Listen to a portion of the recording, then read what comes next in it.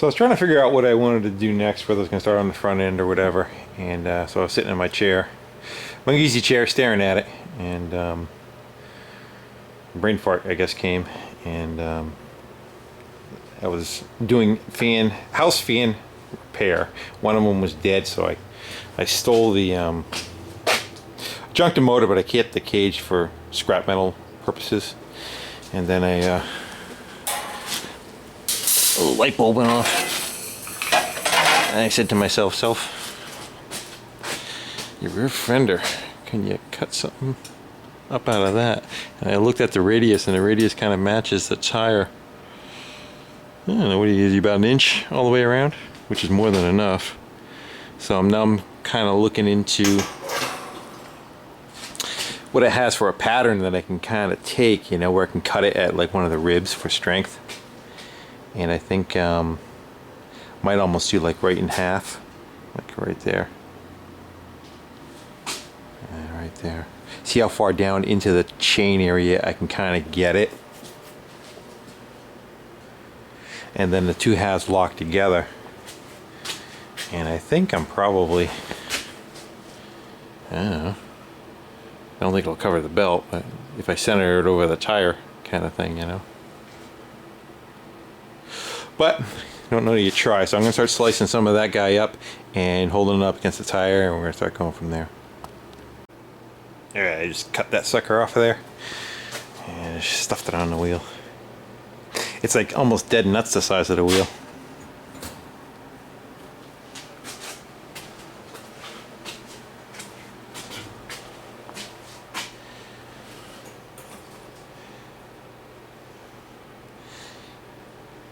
That's gonna be tight. Wish the diameter was a little bit bigger. Looks cool though. Figure if it goes down and down, it's gonna look like a snail. I should have 2 eyes here. I don't know. I'm gonna cut the other half off and start chopping that up and see what I can make that look like. Nothing ventured, nothing gained. Screw it, you know. Try handlebars. Alright. And we'll cut the other one up and see what we got out of that. Alright, I put the other half on there and I end up spinning it around so that they're leaning that way, because the front wheel is also doing the same. I looked at it like, So I figured I had them going the same direction. I was just going to think the point would go the other way. That's okay. The point goes down to the center. Now I'm trying to figure out 2 things I could do. One is put a strip down the center of it, of something, and make it wider and have it cover the pulley and the wheel. Or slice it back to, I don't know, right about there. Probably go lower at first. We'll try it lower. Cut off and put it over the pulley and see how that does. Worst case, if I want to cover that at the drive, I could probably make another section or something that comes off here and covers it. But that's getting ahead of ourselves. So we'll I'm gonna go cut this off and get it over the wheels how I like it then.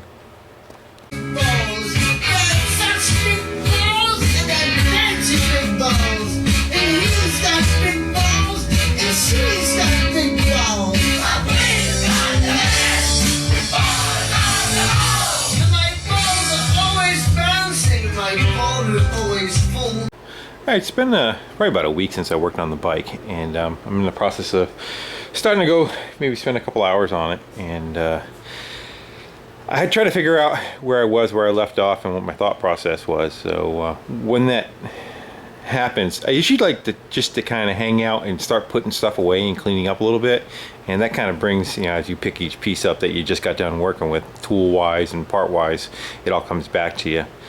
And so that's what I did.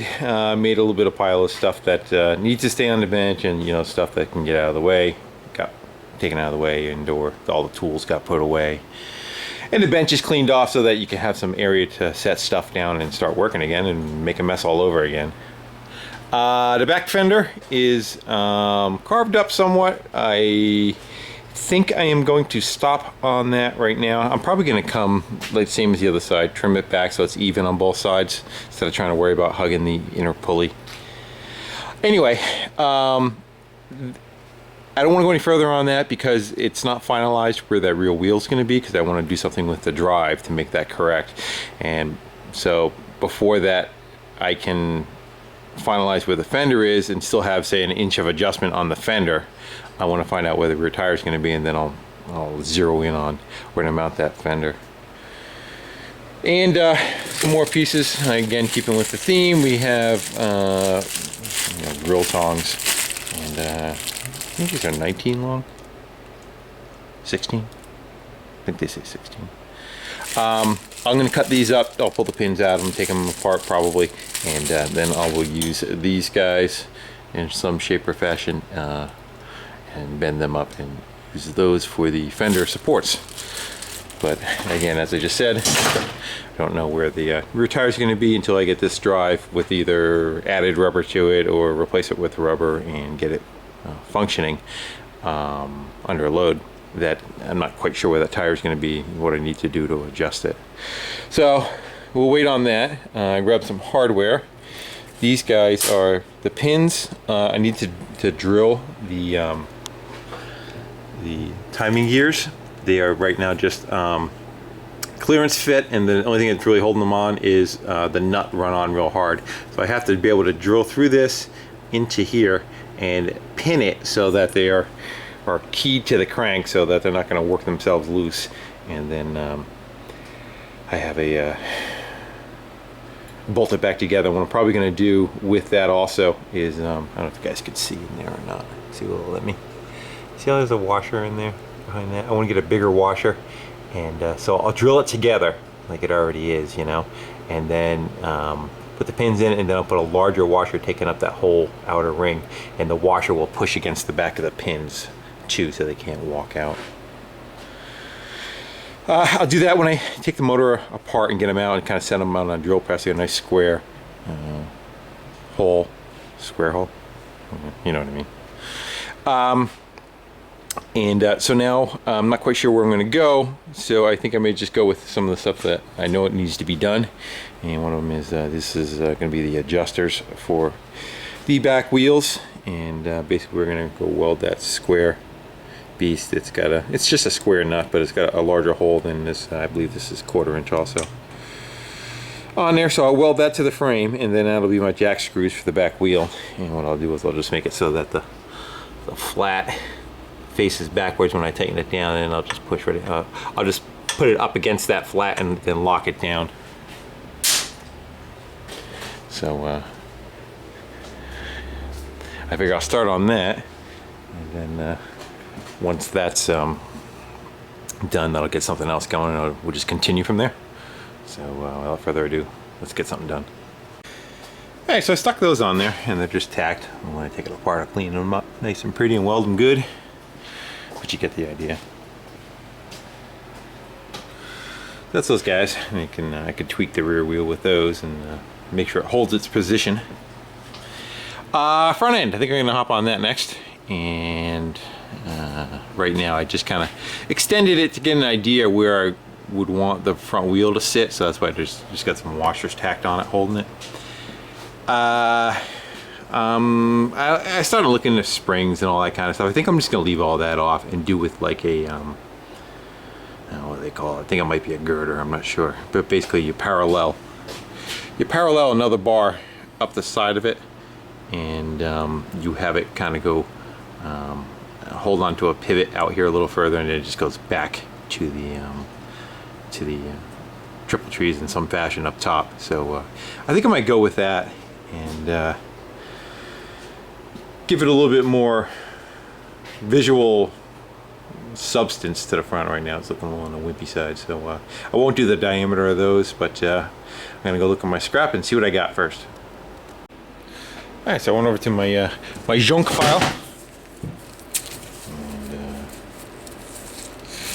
I got this box of stainless solid rod in a yard sale. Of course it's not going to cooperate with me. Well,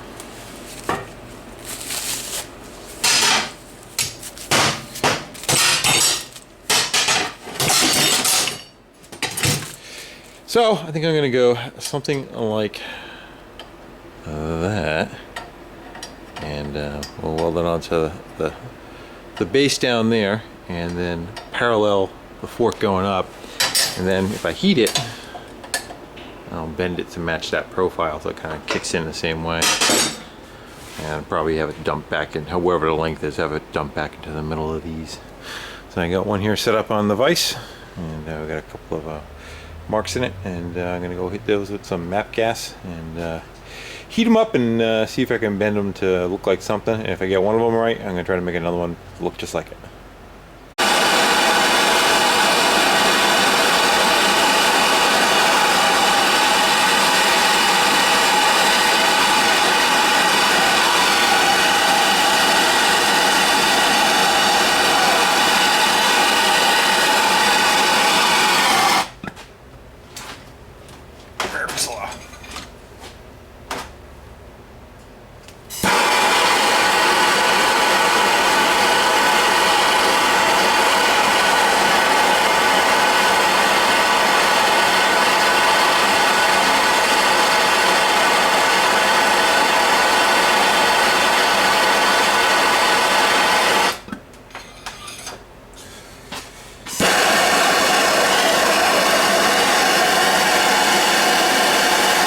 You get the idea.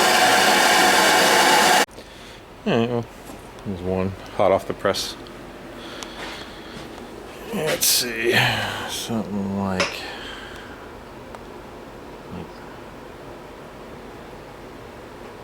that. Yeah, that should be good. Not that far off. Alright, now I gotta make the mirror image of that guy, and then we'll start grinding and tacking. Well, they kind of resemble each other. I got two of those bent up, so and I'm probably gonna go grind the bottom edge to match the profile, give me something to weld to, and let's go stick them on there. All right, so I tacked them on there. I ended up kicking them. That's the best way to show it. You can kind of see they actually look straight, going up and down this way. I decided to kick them 90 degrees so that they stick. The profile changes looking at it this way, and then when you look at the forks flip and that profile changes the other way, just because. Tried it both ways, it looked better that way, and that's what I'm going with.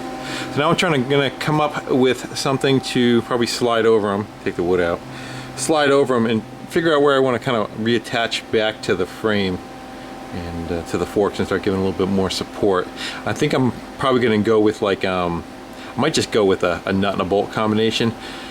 Have a nut slide down to there, and have the bolt welded onto it, and then the bolt welded to here. But I'm going to go look through my hardware, see if I can find anything else more fancy. If not, that's all we're doing. So I'll get on that. All right, so I took another one of those rods, like what you see here, and I kind of went over on the vise and heated it up and bent it to kind of match the triple tree there. I got this side kind of tacked, holding it together, and I'm working my way around. I'm going to heat it back up again and kick that back corner up. I had to leave it open so I can get it on. I didn't want to take the wheel and stuff off. Everything is kind of squared up right where it is. I didn't want to have stuff move on me. Anyway, so I bent it so there's a gap in there, so I was able to slide it over the forks and turn it. And now I want to heat this guy up right here and see if I can kick it right back up into place there and tack it. And then when I disassemble the whole thing, I'll clean up the back corner, maybe heat the back corner, have them, they'll touch each other anyway, but I'll just dress it up. And the whole idea of this is because I just want to put rigidity back into that front end, and I can't think of a better way to do it than to cage the whole thing all the way around with one continuous piece. And that's solid rod too, so that's not going anywhere. Alright, let me heat that up and get that closed up.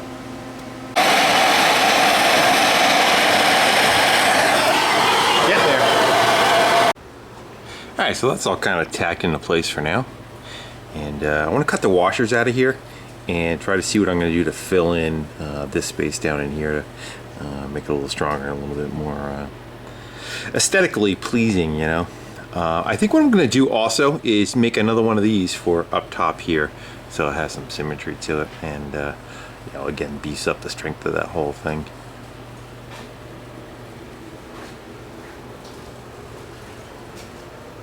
It can still come apart too, because this top piece comes right off. It comes off in basically 3 bolts. The section comes off, and then you could undo the center here, and the center will slide right out of it. And these two pinch points are still working. So you can loosen these up, and it'll slide out of there. Down in there. All right, so I'm going to continue on and get those washers out of there, and see what I can do to fill in that centerpiece right there. All right, so I added on a bunch of stuff to the front of that, figure out how I want to tie it all together, and we ended up going with a couple of defunct ratchets. They're both stripped out in the top end. You know, you put a load on them, they pop on you. So they were in the rebuild drawer. There was actually 3 of them. One of them I actually fixed and put back into circulation, but these 2 are beat, and I know they got warranties on them, but tough. They turned into something else. I think one's a Craftsman and one's a Proto. Yeah, that one and that one. So, and then they still have sockets on them, and then the sockets I'm just going to leave free so they can still turn on there. And I figure if the front end does take a hit, it kind of gives some room for those to kind of flex, you know. But essentially it's more for aesthetics and strength than it is for any kind of spring suspension, you know. So that's those guys.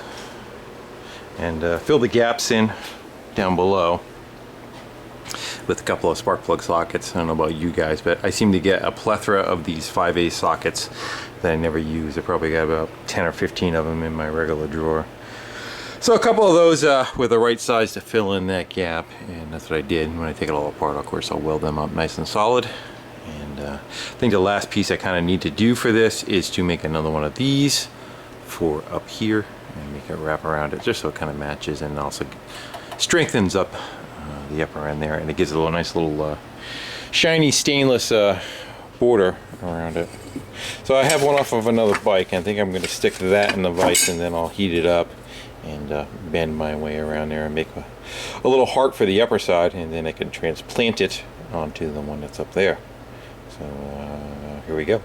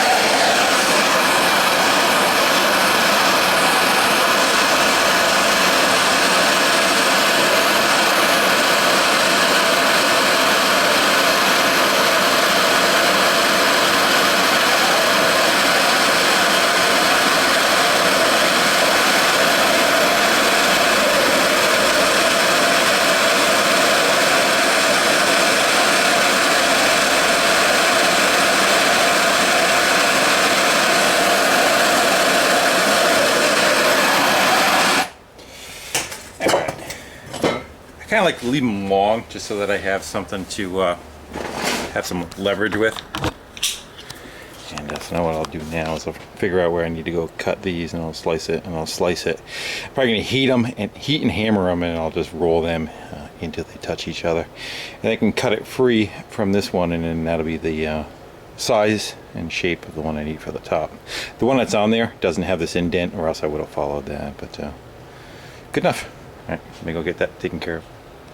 It's cooling down, but I ended up taking a wrench and leaving the length that was on there, and kind of did the bottom one first, heated up, bent it around, then it did the top one, did the same. So now I'm going to put one slice right down the middle of it, and be a lot easier to try to line up. Plus it gives you that, again, that leverage to kind of bend them where you need them.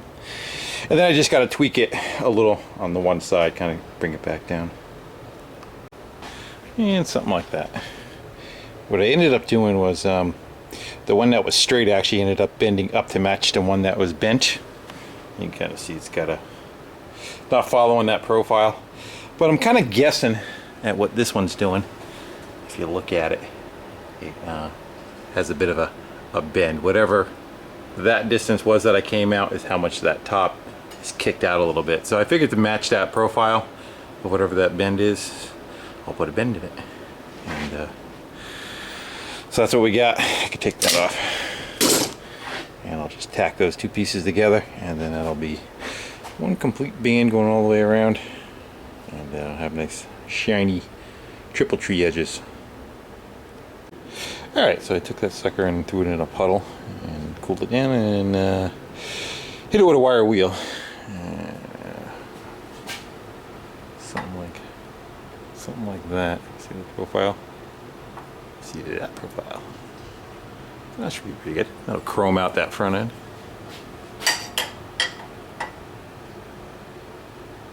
That's that guy. We'll get that on there when I take it apart. But it's made. So now I got to think of what else I can go do, and I will probably start looking into some kind of front brake. Actually, I think I got enough video going on right now, so I think I'll probably clip this one right here. And again, thanks everybody for watching, commenting, and subscribing. And get pretty close where I get to take it all apart and make everything nice and permanent like, yeah, you know. All right, later.